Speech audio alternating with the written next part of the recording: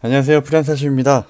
오늘도 형님들과 함께 같이 공부하는 시간을 가져보도록 하겠습니다. 오늘은 지난번에 제가 말씀드렸던 자녀 주식 계좌 관련해서 제가 어떤 종목을 채웠는지 그 내용 위주로 좀 말씀드려 보도록 하겠습니다. 바로 시작해 볼게요. 근황 토크를 좀 짧게 해보려고 하는데 제가 최근에 첫째하고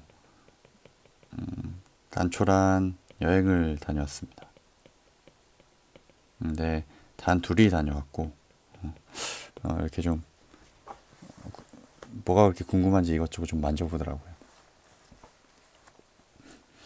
모든 사람은 완벽하게 불완전하다는 이 말이 그 정혜신 의학 박사님이 하신 말인데 애 둘을 키우다 보니까 이 말이 정말 와닿더라고요. 이렇게 키우다 보면은 이게 정말 내가 부족한 사람이구나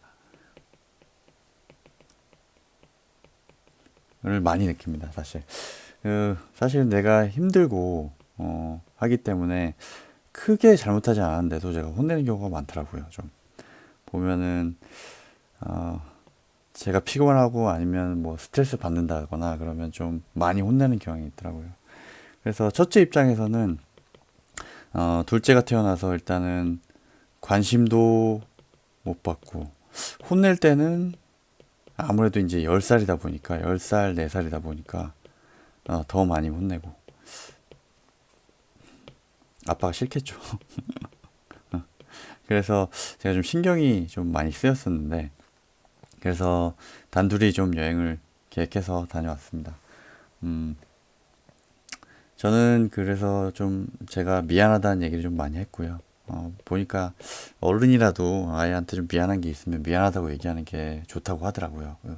이 누님이 말씀하시기로. 그래서 미안하다고 얘기했고, 둘째 때문에 신경을 많이 못 써줘서 좀 미안하다.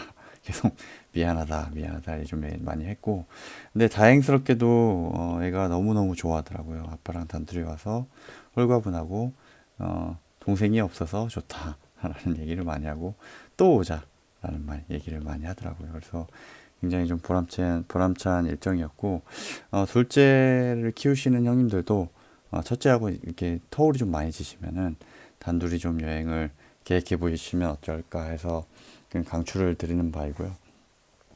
집에서 전화가 많이 오더라고요. 전화가 둘째가 아빠를 많이 보고 싶어 한다. 아니 좀 잘 놀아주면 그런 전화가 안 올 것 같긴 한데 뭐 그럼 수소 얘기를 좀 해보려고 합니다. 다음 얘기를 해볼게요. 아이 계좌에 어떤 종목을 채울 것인가에 대한 기준을 세울 때 기본적으로 저는 첫 번째는 미국 주식 인덱스를 생각했고요.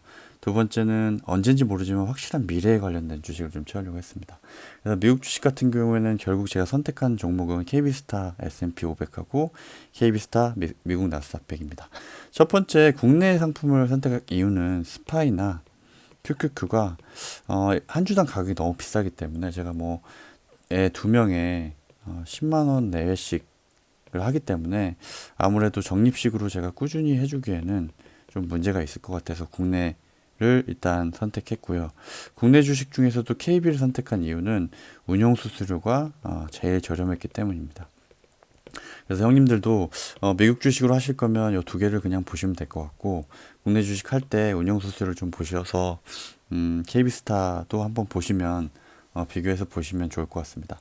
두 번째는 언젠지 모르지만 확실한 미래에 관련된 부분은 저는 일단 수소를 선택을 했습니다.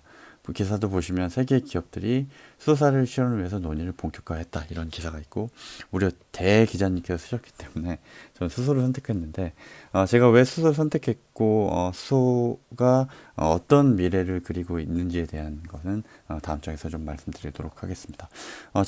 제가 본 보고서는 그 신한에서 쓴 탄소 중립 수소 매수라는 보고서고요.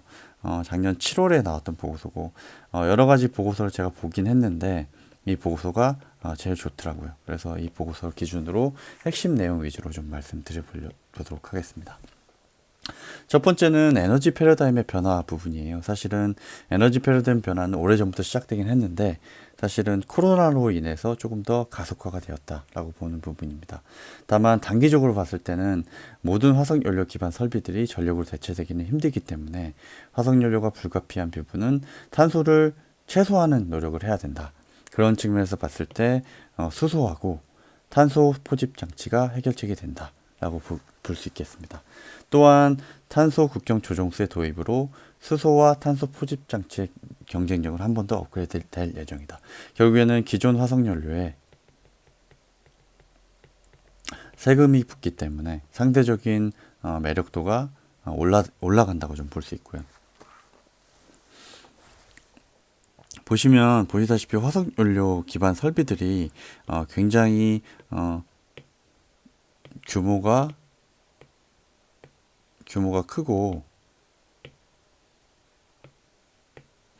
크기 때문에 한 번에 이거를 수소로 다 대체한다던가 풍력이나 이런 대체 에너지 설비로 대체하기가 힘든 부분이 있고요. 단기적으로 봤을 때. 그래서 수소가 화석연료 대신 연료로 좀 쓰면서 탄소 배출을 최소화하는 부분이 있고, CCUS라고 하는 카본 캡처 유틸라이제이션 스토리지 이런 CCUS 장비도 각광을 받는 부분이 있고요. 그래서 탄소 국경 조정세 같은 경우에는 결국에는 유럽에서 생산되지 않더라도 어느 국가에서 생산했든 그 국가에서 탄소를 배출해서 생산했으면 유럽에 준하는 세금을 내야 된다는 겁니다. 그래서 결국에는 이 조정세 때문에 기존의 CCUS나 수소가 단기적으로 좀 각광받을 소지가 있다는 얘기가 첫 번째 단락의 핵심이 되겠습니다. 두 번째 얘기는 에너지 패러다임의 변화인데요. 결국에는 원유 고갈이나 향후에 그 친환경 측면에서 원유가 이제 대체가 될 것인데, 이거는 원유라는 것이 결국엔 전략 자산이 되고, 물론 러시아가 올해 그 전장에서 벌인 것처럼 천연가스 이런 것들도 물론 전략 자산화가 되는 거고요. 결국에는 원유를 가진 국가가 국가 경쟁력이 높다는 거고 주도권을 가질 수 있기 때문에 결국에는 원유 이후의 에너지 패러다임을 어떤 연료가 가질 것인가가 굉장히 중요한 부분이 좀 될 수 있을 것 같습니다. 그래서 향후에 보면 원유의 비중이 현재는 38%인데 향후에는 13% 정도로 줄어들 걸로 보고 있고요. 전력, 결국엔 전기 에너지가 늘어날 걸로 보이는데 결국에는 휘발유차가 전기 에너지 차로 바뀌는 거라고 보시면 되는데, 결국 전기를 어떻게 생산할 것인가, 뭘로 생산할 것인가가 결국에는 새로운 에너지 패러다임의 핵심이 될 전망입니다. 그래서 수소 역할이 좀 확대된다는 부분인데, 가장 핵심은 수소가 국가 간 이동이 가능한 유일한 대체 에너지, 이게 핵심입니다. 제 생각에는 이것만 기억하시면 수소의 중요성을 어느 정도는 이해했다고 보시는데요. 결국 원유가 국가적인 전 세계적인 에너지가 될 수 있었던 거는 국가 간 이동이 가능했기 때문이거든요. 사실 전기가 전력이 새로운 에너지원이 되더라도 국가 간 이동에 명확한 제약이 존재하기 때문에 국가 간 이동이 가능한 형태의 에너지가 존재를 해야 된다는 겁니다. 결국 그래서 그 유일한 대체 에너지로서의 수소가 국가 간 이동이 가능하다는 얘기고요. 보시면 수소는 이동 가능한 유일한 재생 에너지이며 원유의 빈자리는 수소로 채워지는 큰 그림을 그려볼 수 있다. 실제로 아람코 같은 회사들이 수소 판매 회사로 변모를 하려고 지금 노력 중에 있고요. 그래서 수소는 반드시 수전의 설비를 통해서 생산해야 하기 때문에 향후에 투자 관점에서 수전의 설비 기술을 확보하고 수소를 생산하는 기업에 집중해야 된다라고 얘기를 하고 있습니다. 저도 이런 부분에 기본적으로 공감을 하기 때문에 수소의 미래 경쟁력에 대해서 굉장히 좀 높게 보고 있는 부분이고, 그런 이유로 자녀들 계좌에 수소 ETF를 넣어주게 되었던 거거든요. 이어서 보시면 수소의 역할이 확대되는데 저장이나 운송 관점에서도 확대가 될 것 같다. 태양광 같이 특정 시간대에 과잉 공급되는 전력의 저장이 필요하고, 결국에는 대체 에너지들이 저장이 필요한 부분이 있고 수소가 그걸 해결해 줄 거라는 부분이거든요. 또한 화력발전에 수소를 혼합하는 방식이 채택된 가능성이 높고 이것 또한 수소가 수요를 견인하는 한 축이 될 것이다. 결국에는 원유를 통해서 화력발전을 했는데 이것 역시 수소로 좀 바뀔 거다라는 부분이거든요. 몇 가지 통계나 예측을 좀 보시면 원유 수요가 언제 피크아웃 될 거라는 예상에 대해서 오펙, 결국에는 원유 이해관계자를 제외한 데에서는 한 27년 정도의 원유 수요가 피크아웃 할 거라고 좀 예상이 되는 부분이 있고요. 친환경 발전 설비 캐파 측면에서도 현재는 지금 태양광이나 풍력이 원체 높지만 수소 대비해서 저희가 투자 관점에서 봐야 될 건 뭐냐면 결국에는 얼마나 가파르게 성장할 거냐 이런 부분입니다. 보시면 수소가 압도적으로 빠르게 성장을 할 거기 때문에 투자 관점에서 저희가 수소를 봐야 되는 이유가 된다라고 보시면 될 것 같습니다. 수소 분류를 좀 보면 그냥 상식 차원에서 이쪽으로 갈수록 친환경에 가까운데요. 결국에는 최종적으로 풍력과 같은 재생에너지를 통해서 생산되는 수소가 그린이고요. 지금에는 화석연료 가공 부산물이 그레이가 되겠습니다. 그 중간에 그레이 수소를 탄소 포집을 통해서 생산한 것이 블루가 되겠고요.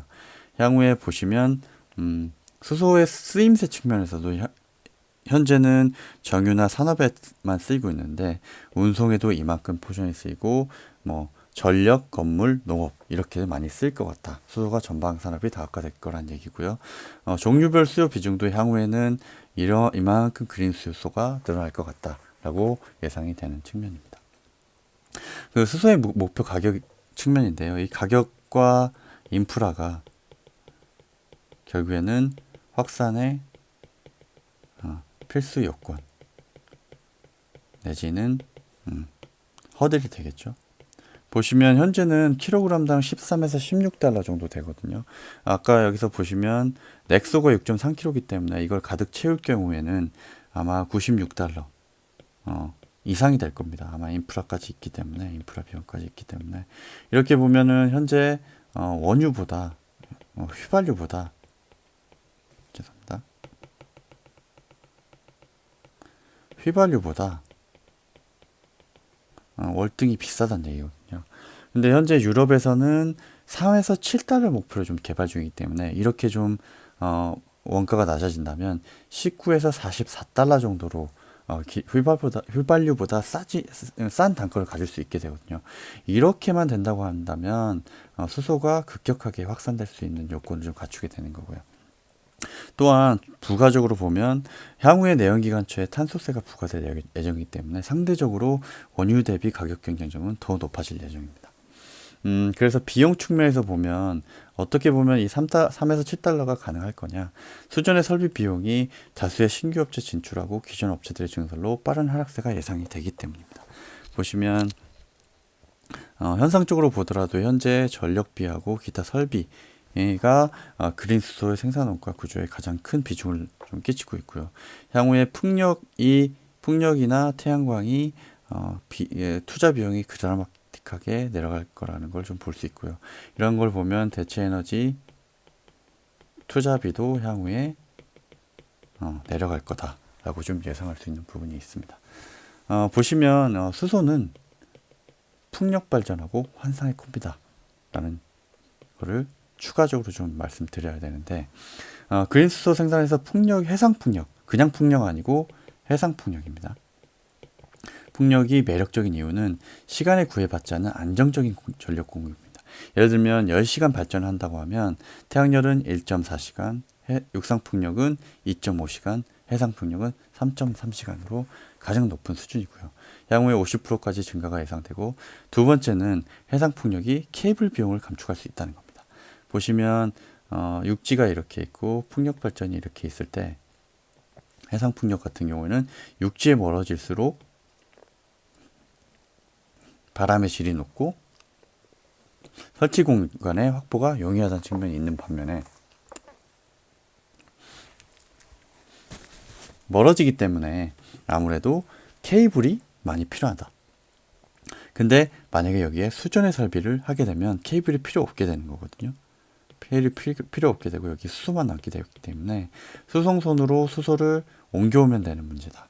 그래서 양질의 전력 공급과 수소, 케이블 비용까지 아낄 수 있기 때문에 수소라는 그것을 풍력 발전에 더하게 되면 굉장한 효율이 발생을 한다라고 좀 볼 수 있습니다.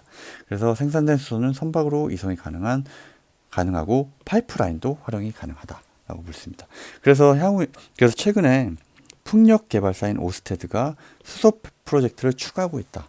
이런 측면에서 보면 이 해상 풍력과 수소의 조합이 현재 기업들도 여기에 관심을 가지고 실제로 움직이고 있다라고 보시면 될 것 같습니다. 그래서 이제 기업들을 좀 볼 건데, 플러그 파워는 미국 기업이고, 린데는 독일, 오스테드는 덴마크, 넬은 노르웨이 기업이 되겠습니다.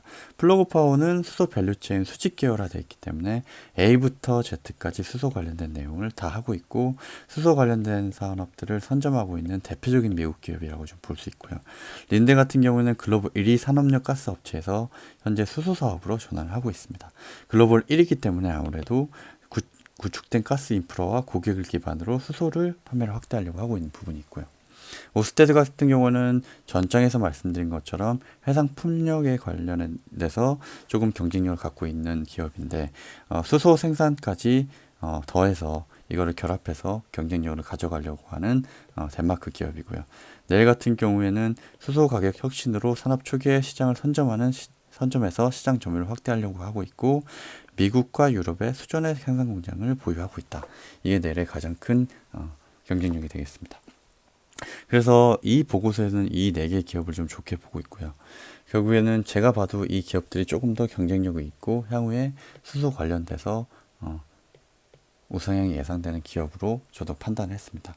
그래서 결국에는 제가 선정한 종목은 하이드로라는 ETF인데, ETF가 이것만 있는 게 아니고 H젠이나 H2도 있기 때문에 만약에 보실 형님들은 이 3개를 보시면 아마 될 것 같습니다. 종목 비중을 보면 아까 말씀드린 플러그 파워가 1순위고요. 그 다음에 넬이, 그 다음 2순위, 프랑스의 에어 리퀴드, 그 다음에 블룸 에너지, 한국의 두산 퓨얼셀 이렇게 들어가 있습니다. 아까 말씀드렸던 린데도 좀 들어가 있고요. 그래서 저는 앞서 기업들을 공부하고 ETF를 찾다 보니까 제가 본 기업들이 하이드로에 많이 들어있어서 일단 하이드로를 선택해서 자녀 계좌에 지금 주력으로 좀 넣어주고 있는 부분이 있고요.